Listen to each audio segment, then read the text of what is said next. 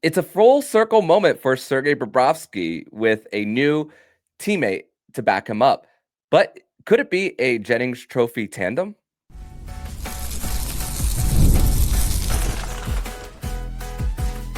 You're Locked On Panthers, your daily podcast on the Florida Panthers. Part of the Locked On Podcast Network, your team every day. And welcome into this Friday, September 19th edition of the Locked On Florida Panthers podcast, part of the Locked On Podcast Network, where it is your team every day. Thank you for making the Locked On Florida Panthers podcast your first listen of the day. I'm Armando Velez from the Hockey News. You can follow me on X at MondoMan12. Follow the show anywhere you listen to podcasts and on YouTube. Shout out to the everydayers who come back here and get your daily Florida Panthers fix. So, Panther fans, grateful to be back here once again on another edition of the show to discuss everything in the world of the Florida Panthers. Today, I am joined by Nich Fairbanks. You can follow him on X at Prudential0 here for another edition of Fairbanks Friday. Today, we are going to discuss Paul Maurice taking the podium to discuss his mindset behind training camp with the first week. We're also going to discuss the full circle moment that Sergei Bobrovsky is having with his new running mate in the goal crease in Daniil Tarasov, and also Aaron Ekblad loving the pressure from last season coming into a contract year and wanting to keep the foot on the gas as he is set to hopefully complete 19 years with the Florida Panthers. But Nich, welcome back to the show on another edition of Fairbanks Friday here. And I want to get your thoughts, first of all, on the approach that the Panthers are taking this year for having a training camp roster of 72 players, and then the guys, the AHL guys, not really go in the first day of camp. They didn't really go through those hard, intense drills of board battles of pinning it against the wall, like what we saw how it manifested for the Panthers in clinching their Stanley Cups. But I want to get your overall mindset when you look at this from afar.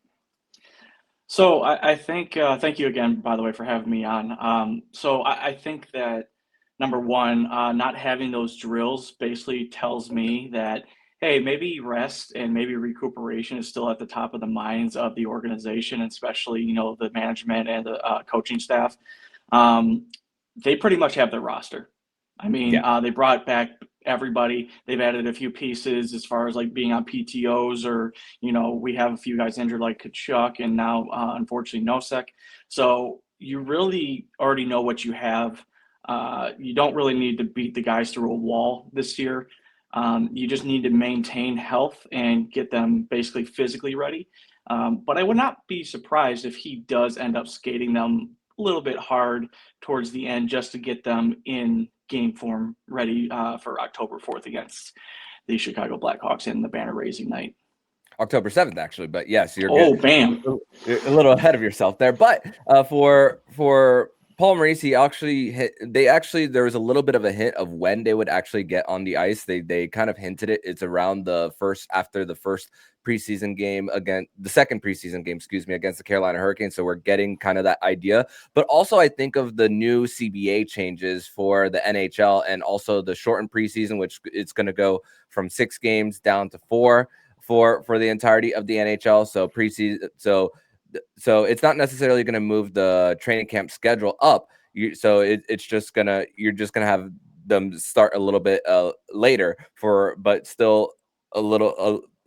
But the regular season at least starting a week earlier. So I wonder if this is also a point of the Panthers trying to get ahead of the game and how they structure an offseason. Yeah, it's all going to be determined. It's all going to determine how they go through this season, how far into the playoffs they actually go.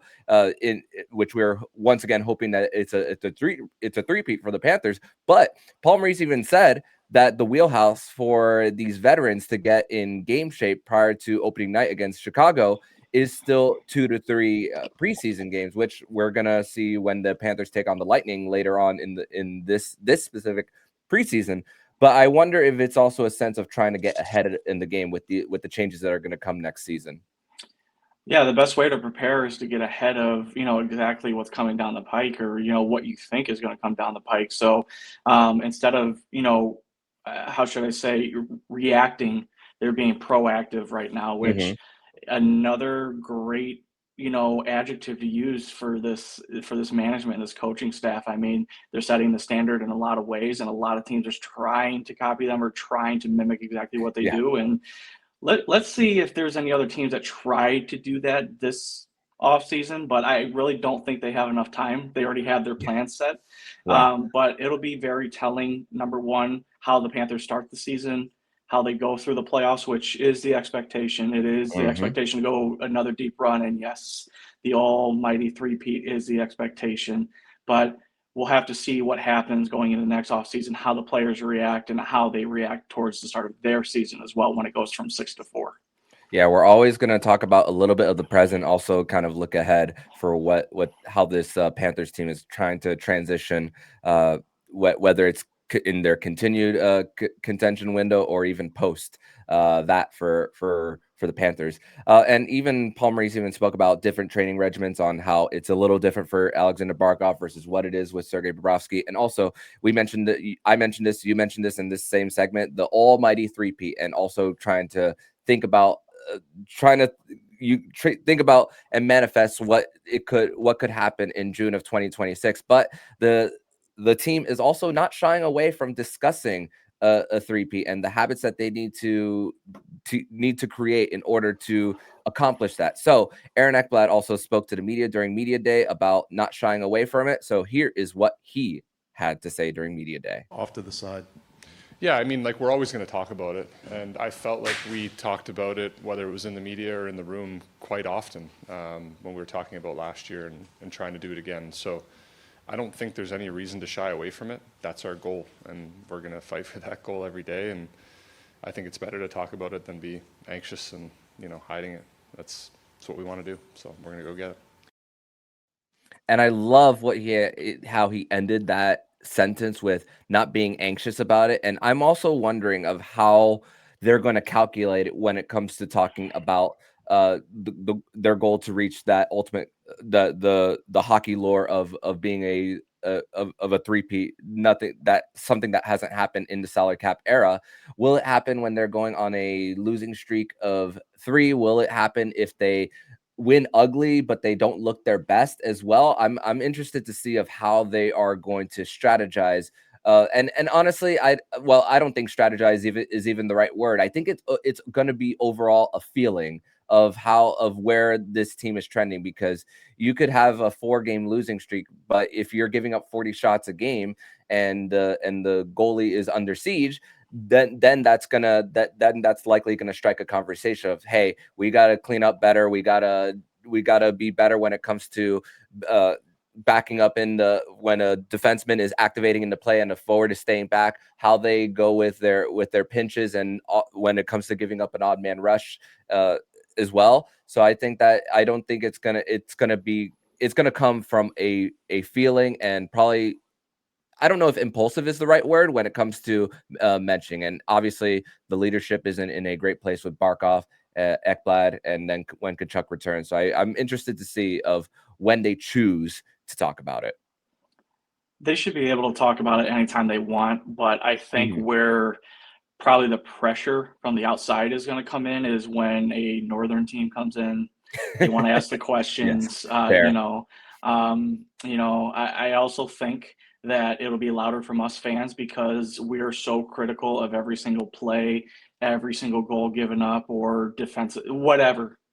If they have a stretch of games where they're like 3 or 4 or 5 games and they're not playing well, then a lot of people are going to start questioning, like, well, are they the same? Are they tired? Are they healthy? Maybe this team isn't what they are. And guys, every single season they've been there and then they've taken their foot off the gas at the end of the season. Okay. It's okay. You got that. There are times where you want to push the gas pedal, and there's times where, like, hey, maybe it's not the best idea tonight. Maybe it's better to look towards the future, and that's their mindset. It's not taking the season for granted. It's taking it step by step, learning what they need to do, and taking on the challenge as it comes. I mean, Sam Bennett said it best the other day. One championship wasn't harder than the other, per se. Like, it wasn't what I mean is it's still hard to win. Not saying that, after you win one and you win another one, it was easier. No, this is still the hardest trophy to win. You still have to go through that gauntlet, and this team knows that.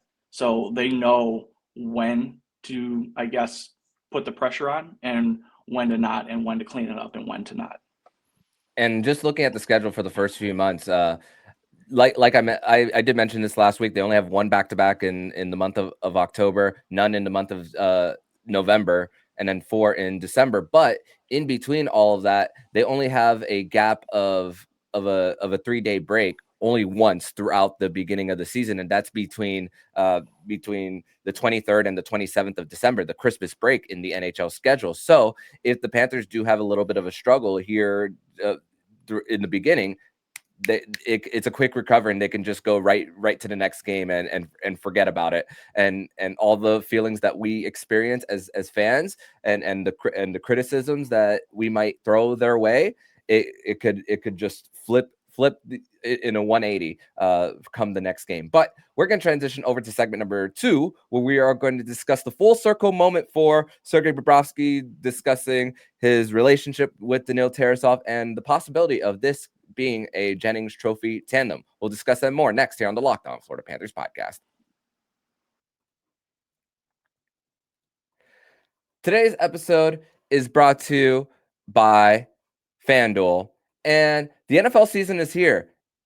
Unless you're a Dolphins fan, it's couldn't end any sooner. And FanDuel is making sure that you're ready for a kickoff with a can't miss offer. Right now, new customers can bet $5, and if your bet wins, you'll get $300 in bonus bets across the app. And I love using FanDuel because it fits however you like to bet. Player props, building a same game parlay, or even jumping in live as the action unfolds. It makes every game more exciting, whether you're watching your team or just keeping an eye on your fantasy lineup.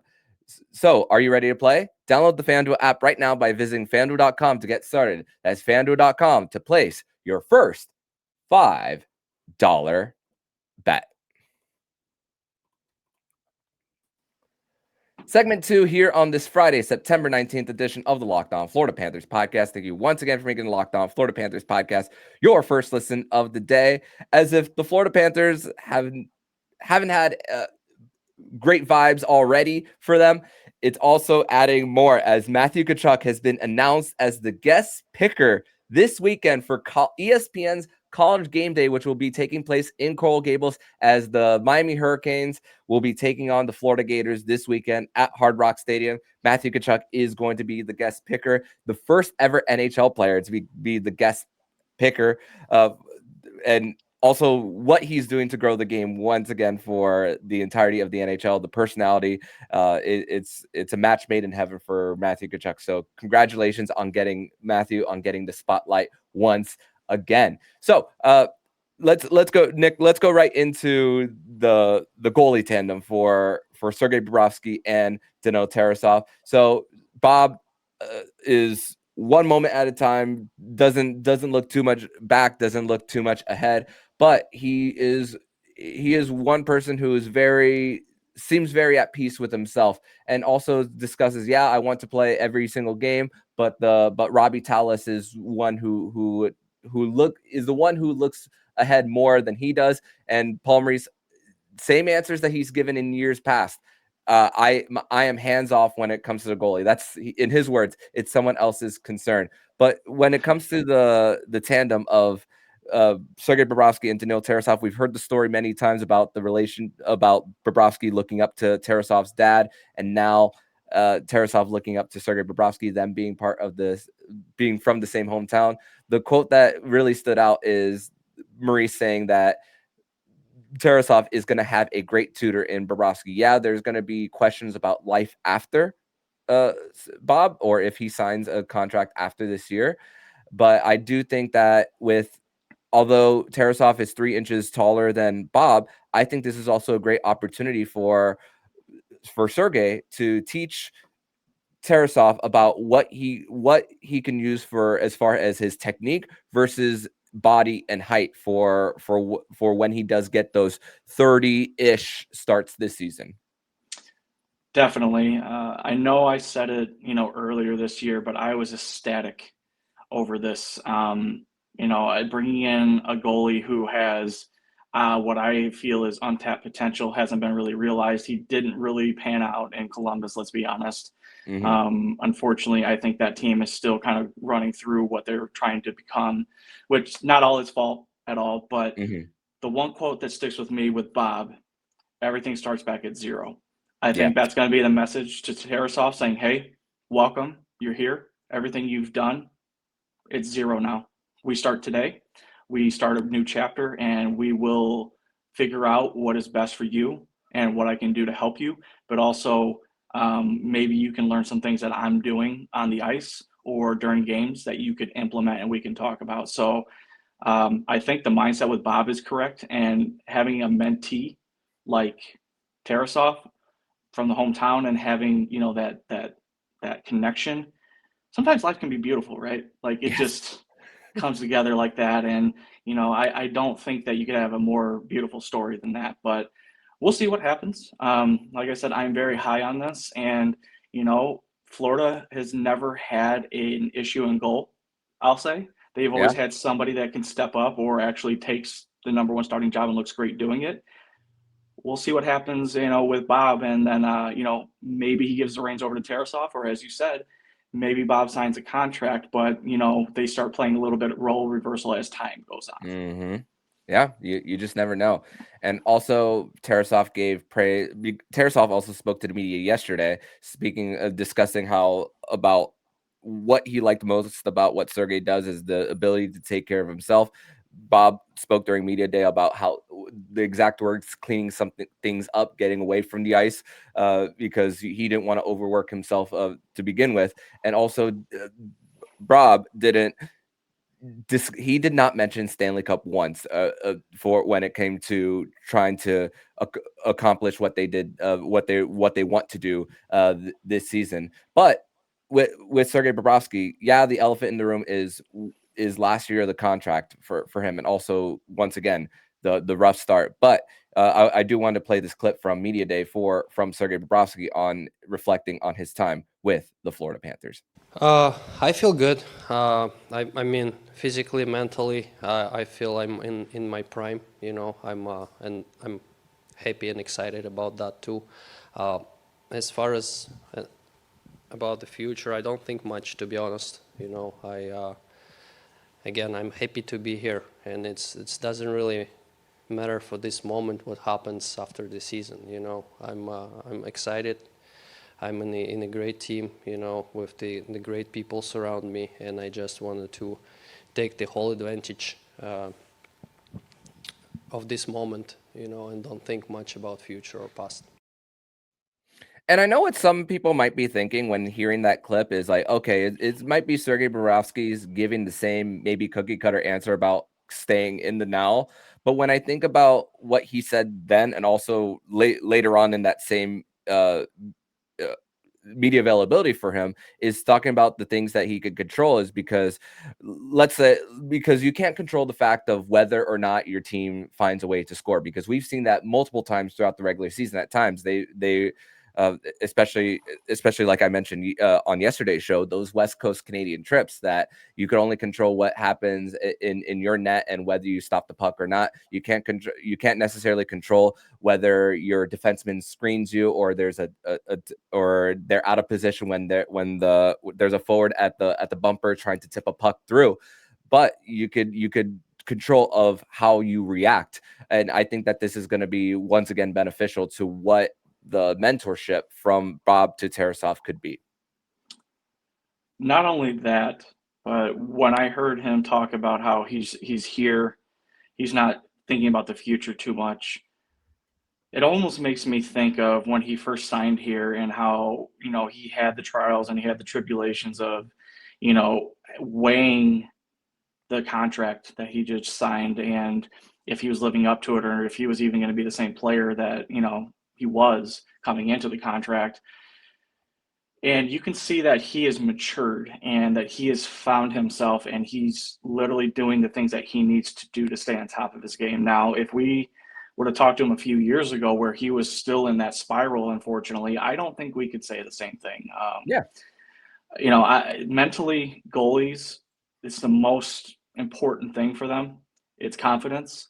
And I don't think Bob needs to really exude that. I think he does it in what he just said, as far as like, I'm just here right now. I'm not worried about the future. That's him showing confidence. Yes. It's a different way than, I guess, what maybe Western values would show, like where I need to beat my chest and say, hey, I'm the tough guy here. I'm still the number one dog here. But no, I think what he has found out is that if he stays within himself, he understands that if he puts the work in and he controls what he can, he's going to be the best version of himself. And then the team hopefully should follow him and actually lead him to where he eventually wants to go. But again, he didn't say anything about the cup. So we'll have to see about that and see if he mentions it at all during the season.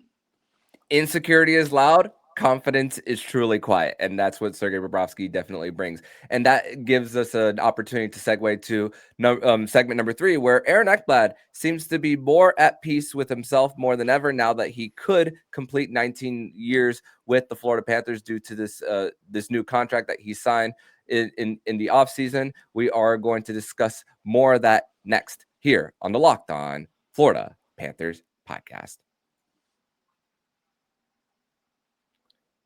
Segment number 3 here on this Friday, September 19th edition of the Locked On Florida Panthers podcast. Armando Velez here with Nich Fairbanks on another edition of Fairbanks Friday. So 18 days until opening night. We are approaching it. Less than 3 weeks.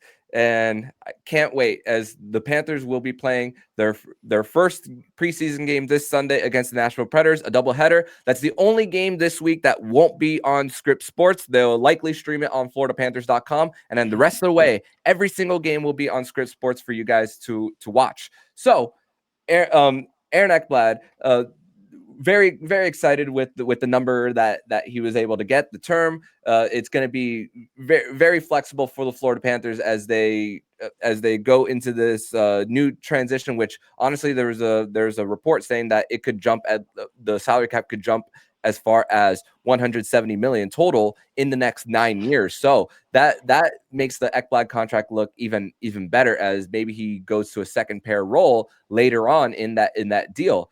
But for Aaron Ekblad, the answer was really interesting on what he had to say about the pressures of the contract. It was a question by George Richards of Florida Hockey Now, saying he asked, the pressure of the contract might have been more than you've wanted to admit, as that's the phrasing that George put. But Aaron Ekblad's answer was very interesting for what he had to say. Let's play that clip on what his response was on Wednesday. Yeah, there's something to be said about that weight too, and placing that on yourself. So I honestly want to continue with that pressure of not letting my foot off the gas pedal, so to say. So I liked it. I enjoyed it. It wasn't a bad thing. I think it was a good thing for me in my career, and I'll be continuing to put that pressure on myself there.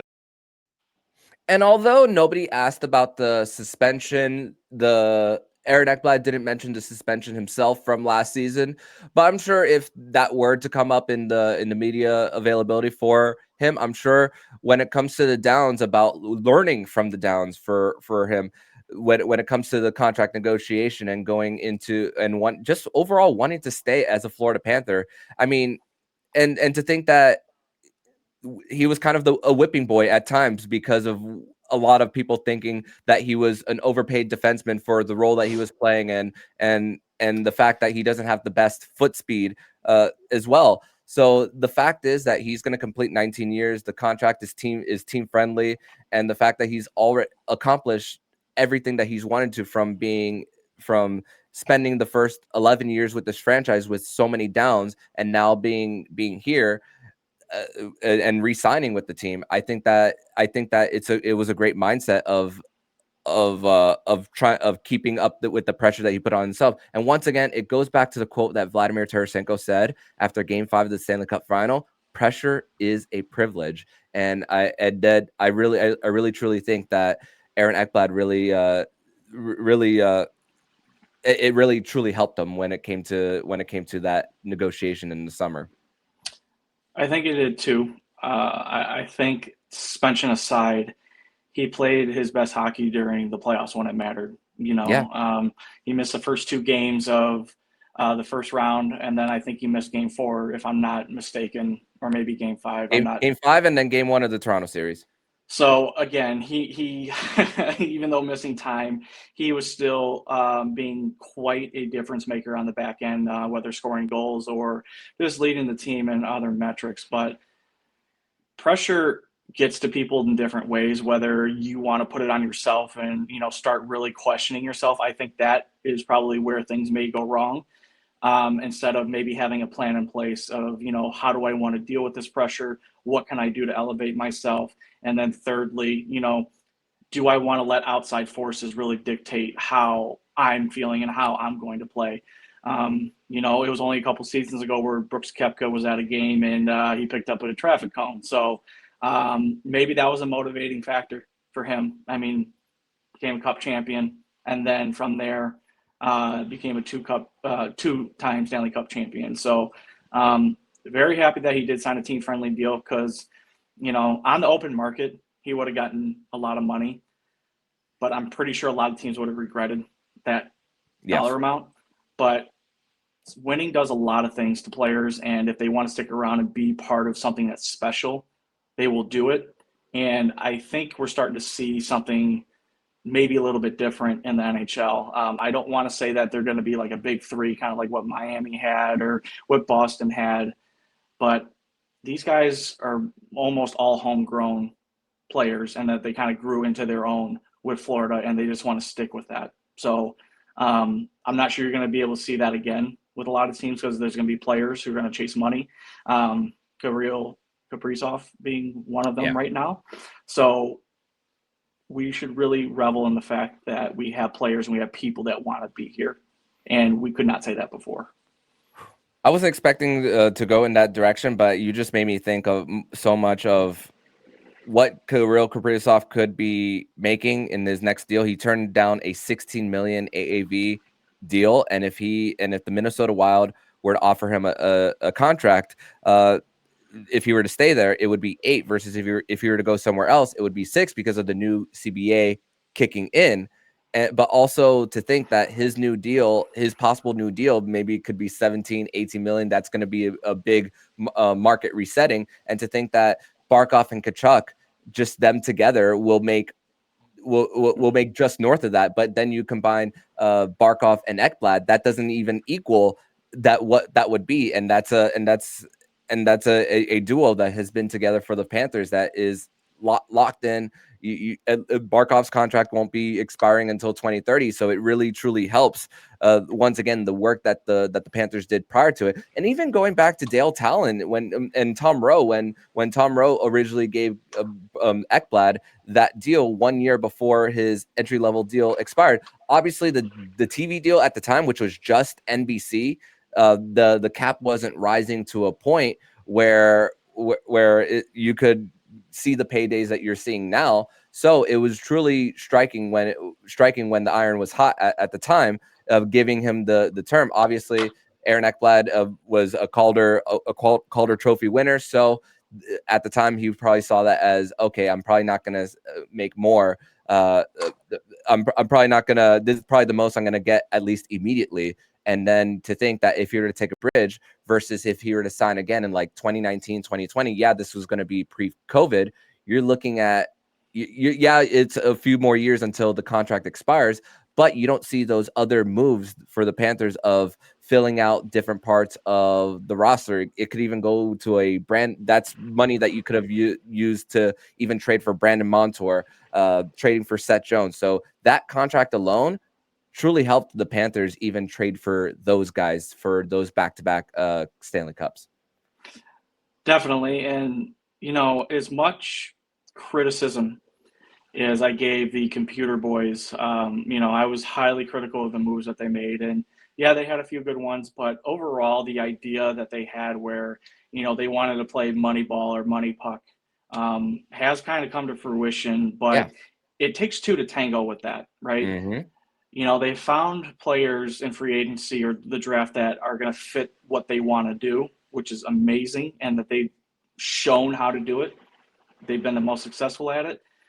But also getting the money under control. I know for a few years with Dale, it was a little bit here and there because, you know, you can think about the Dave Bolin contract and how unfortunate that was. And just thinking about like where the Panthers were back then and how they had to get their ducks in a row. And now they have the right people in place as far as management and ownership and the players on down. It was not built in a day. It was built over seasons of pain, misery, and all that because we expected more as fans. But now we're reaping the benefits of being patient, I'll say, and understanding that there was a bigger plan in place. And maybe patience is possibly the best educator in this whole thing. Yeah, no doubt. And that you can't put a microscope and look at 1 year's worth of transactions and say, oh, this is going to be detrimental to the future of the team, or it's going to be fair, immediate results for the Panthers. And I'm sure, and yeah, they went to the playoffs. They had a competitive series that year against the Islanders, but I mean, it wasn't momentum that carried from year to year, but versus what we've seen since 2021 for the Panthers. And it's still crazy to think 6 straight playoff appearances for the Panthers. And now there's a possibility for that to be a 7th, and so on, with possibly another Stanley Cup to their name, and maybe another, and possibly another banner, more celebrations, and then obviously boosting the overall economy in South Florida, which is what we are extremely excited about. But Nich, I want to thank you so much for joining me on today's edition of the Locked On Florida Panthers podcast. Another fun Fairbanks Friday edition of the show. Tell everybody where they can follow you online, my friend. Thanks for having me on again. Can't wait to get this thing started on Sunday. But everybody, you guys can follow me on X at Prudentia0, and can't wait to be back here next week discussing some of the things that we might have seen. Awesome. Thank you so much, and see you next week, my friend. See you next week.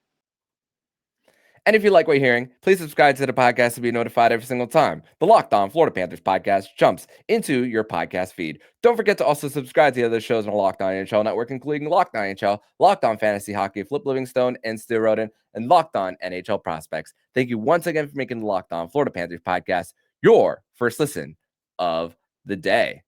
So I'm Armando Velez with Nich Fairbanks, and you've been listening to Locked On Florida Panthers podcast, part of the Locked On Podcast Network. We're your team every day.